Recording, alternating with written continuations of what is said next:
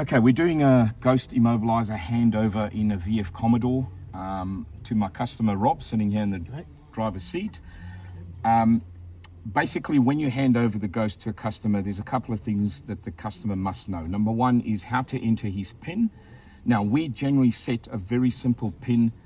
The customer can then change it and adapt it to how he wants it. The PIN is obviously set with different buttons on the dash, on the cluster, on the door, and depending on the amount of presses, which can be anything from 3 to 20, that's how you set your unique PIN. So the customer must know how to turn the vehicle on, enter the PIN, how to put it in service mode, how to get it out of service mode, and lastly, the emergency code. So let's do a start first. So in the VF Commodore, it's a little bit different to a lot of other cars. We have to put our foot on the brake. We have to basically press the ignition button twice. This is to get the cluster to actually light up, ready to accept a PIN. Now, I've used the traction button on this car as a PIN. So I'm going to press the traction 4 times. 1, 2, 3, 4. When we've done that, we're going to get 2 beeps and 2 flashes of the brake light there, telling us that the ghost has now disarmed and we can start the car. Right, that's step 1. Step 2, we're going to take the car to a mechanic for a service.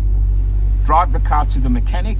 We've now disarmed it. Before you turn it off, when you get to your service center or your mechanic, we're going to have to press the traction button 5 times. That is our service mode in the VF Commodore. So I'm going to press this now 5 times. 1, 2, 3, 4, 5.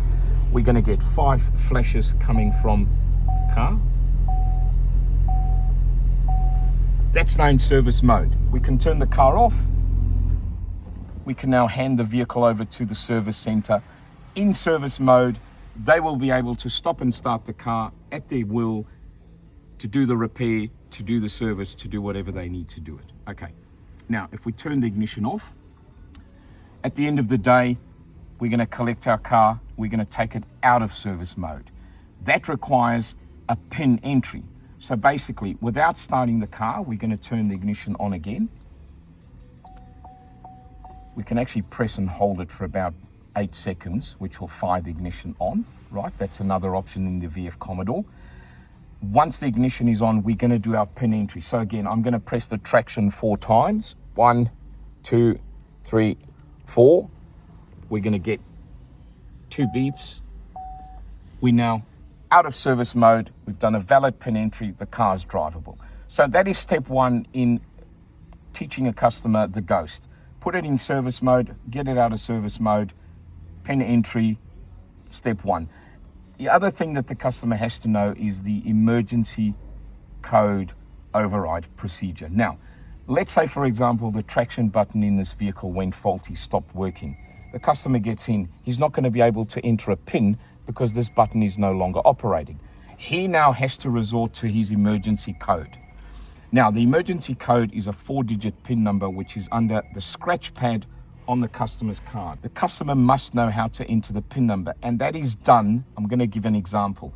Let's say the emergency code is 1234. Okay, we would turn the ignition on. Let's say we have a code of 1234. The first number is number 1. We put our foot on the brake and we'll press the accelerator all the way once. Okay, that's entering number 1 for the first number. We release the brake for a second. We then put our foot back on the brake. The second number is number 2. We press the accelerator twice. We've now entered the number 2. Third number, we take our foot off the brake for a second. We'll put our foot back on the brake and we press the accelerator 3 times. That's the third number.